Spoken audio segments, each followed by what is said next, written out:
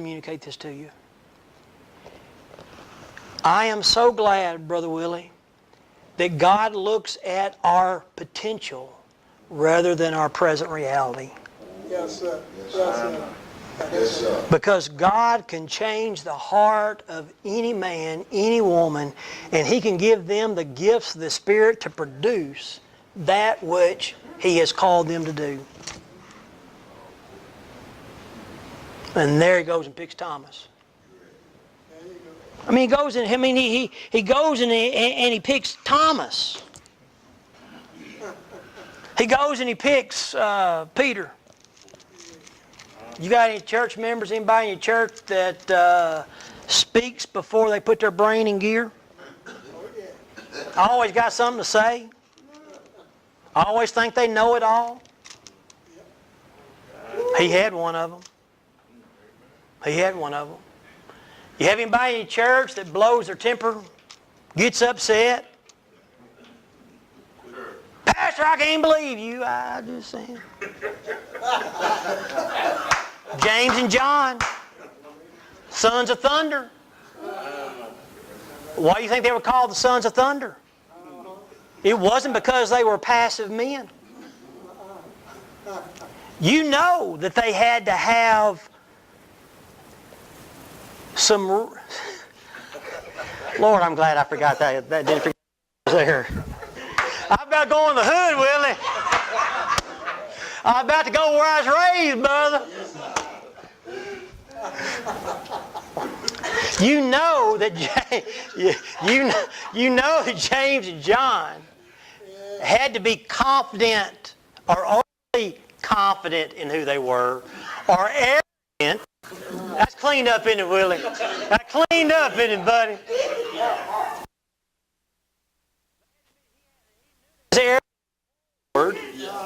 All right, to go and say to Jesus, you know that right-hand spot, that left-hand spot, just go ahead.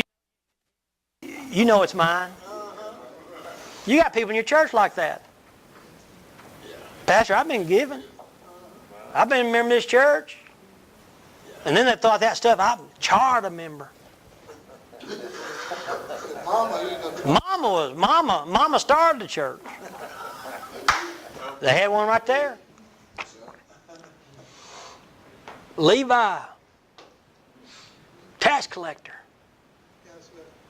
You know he was crooked. You know he was crooked. There wasn't a tax collector in the day. In that day, he wasn't crooked. That's why they were so despised. That's why they were so hated.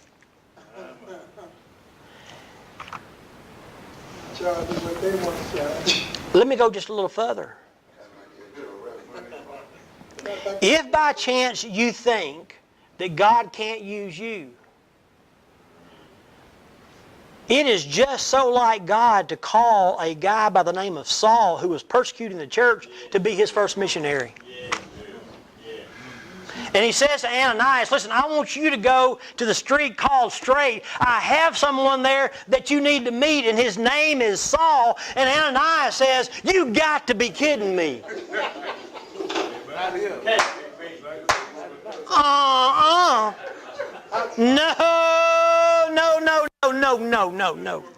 No. Well, here's the deal. We make a mistake when we think we're wise enough, when we think we've got the intellect to bring the right people around us. And we have to recognize that, but yet we do have to bring the right people around us, and how you put that in practical terms. The practical way you do about it. You spend time about it. You look for those people that God's wanting you to invest in. Because as a pastor, if we're going to follow Jesus' model, you need to be reproducing another man in your life. You need to be reproducing 2 or 3 other men in your life to help them come along and grow in Christ. Amen. All right? You see, He's called us to bring guys along, and we have to understand that we're unique.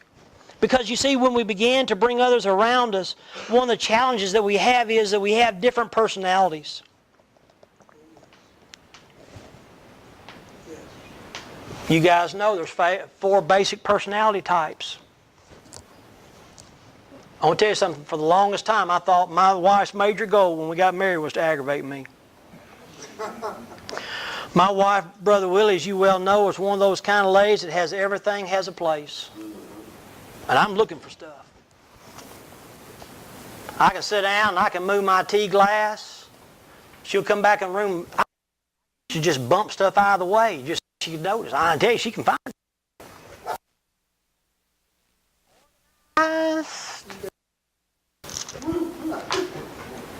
And there I was. What you going to do? If you want to do something, no. And we were aggravating one another. One of the greatest things, Dr. Jacobs, that I've learned when you look at the uniqueness of the disciples, we have to understand that the people that we bring along with us are unique. And when their uniqueness is founded in the core values that you have and the vision and the direction and the place where you're going, their uniqueness will help you go further than you will have ever gone by yourself, because they will make you greater than you are. Yes, sir. Say it again, brother.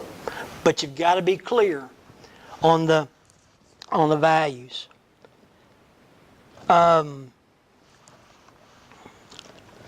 Another thing I think that's important about bringing people along with you is this, is that you grow them, but you don't use them. Let me say that again.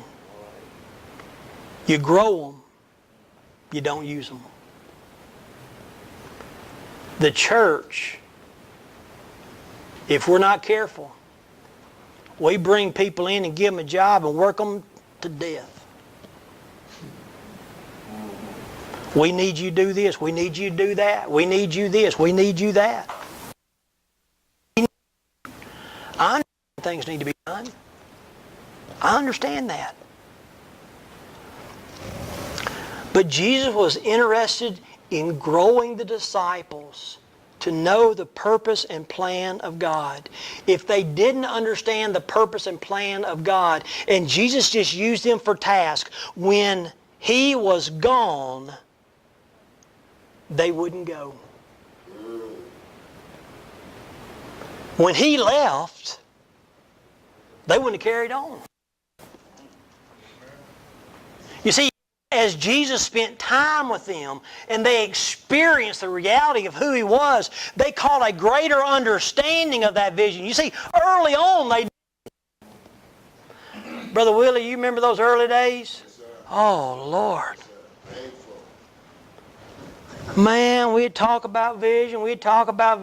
Brother Willie come out and said, they ain't got it. You knock your head against the wall.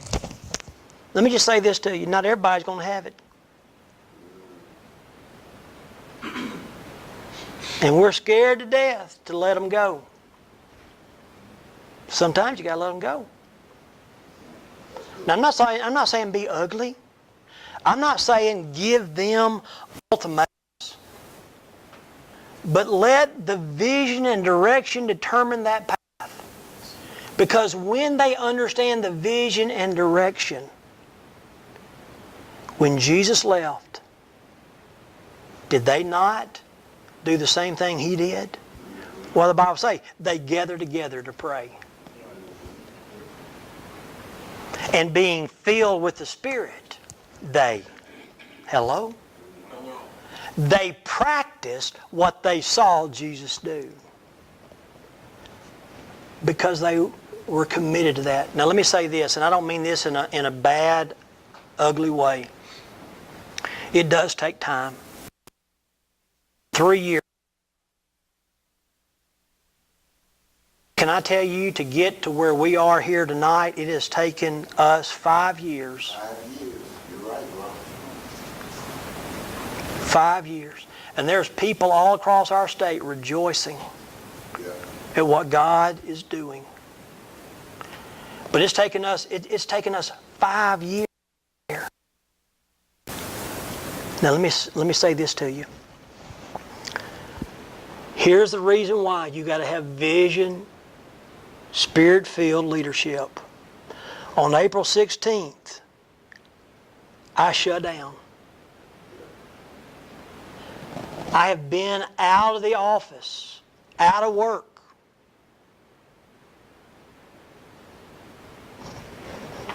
almost 8 months. But can I tell you something? Our church planning team continued the walk. Yes, sir. They continued the practices. They continued the direction. Not because of me, but because of God's calling and our common call, our common values. And our church planning team now is further along than it was when I was there. That's why I think it's absolutely important. How do I lead these guys? And then we'll take a break. Number one, I think you've got to meet them where they are. What we want to do is we want to meet them up at the church house. We want them to meet us where we are. As a matter of fact, Jesus' first encounter with the disciples was back in Luke chapter 5 when it said one day Jesus was standing at the lake and he saw some fishing boats. And those fishing boats happened to be old Peter's. You see, Jesus was walking beside the lake. He was in the community. He understood what was going on in the neighborhood. He understood what the issues and what the problems were. Why? Because throughout the gospel, as he was on his Spirit-filled way, he walked among the people. And if we're going to grow up leaders, what we've got to do is that we've got to meet them where they are. Go where they are. I have been asked to come in and work sometimes with difficult churches. And some of the leaders of those churches, I've gone out and sat on tractors and combines. I've walked into factories. I've ridden in police cars. Trying to get to where they are. The second thing, if I'm going to lead them, is that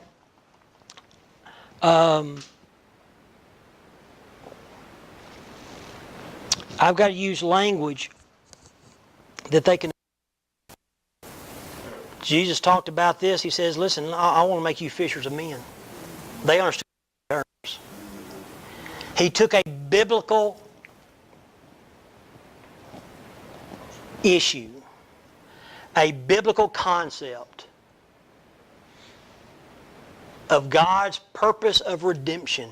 He didn't say those disciples, would you come follow me in order that you might fulfill Abraham's covenant? No.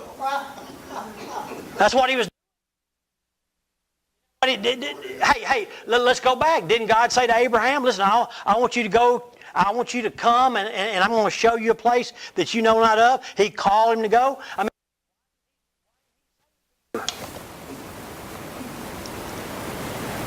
I want you to do Abraham part 16.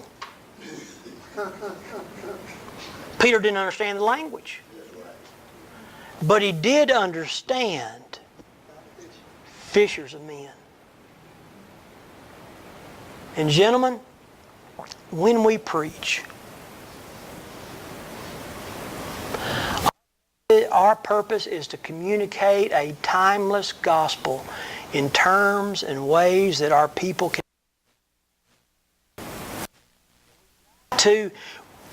We've got to communicate that gospel in such ways. And so we have to understand. We have to communicate. Oh, by the way, when we talk about meeting people where Jesus is, when he met up with Levi, where did he meet Levi? He went to Levi's house and had a party, didn't he? And all the religious folks, look in Luke chapter 5 and verse 27. And Jesus went out and saw the tax collector by the name of Levi sitting in his tax booth. Follow me, Jesus said to him. Levi got up, left everything, and followed him. And Levi held a great banquet for Jesus at his house, and a large crowd of tax collectors and others were eating with him. Here's a principle. When you get Jesus, you got to tell and you got to share Jesus. You got to find ways to let your friends know about what Jesus is doing. Because you see, Levi had been set free. Yeah. And so he comes to a place where they were eating, and the Pharisees and the teachers of the law who belonged to their sects complained to the disciples, "Why do you eat and drink with tax collectors and with sinners?" You know what Jesus said, don't you? It's not the healthy who need a doctor, but the sick. I did not come to call the righteous, but sinners to repentance. He understood his purpose. And so when we began to look at this idea of bringing people along, we began to understand that God has called us to a purpose. God will give us a plan to get there, and He's going to help us bring others along to accomplish that plan. Let's take about a 10-minute break, and we'll come back and we'll talk a little more.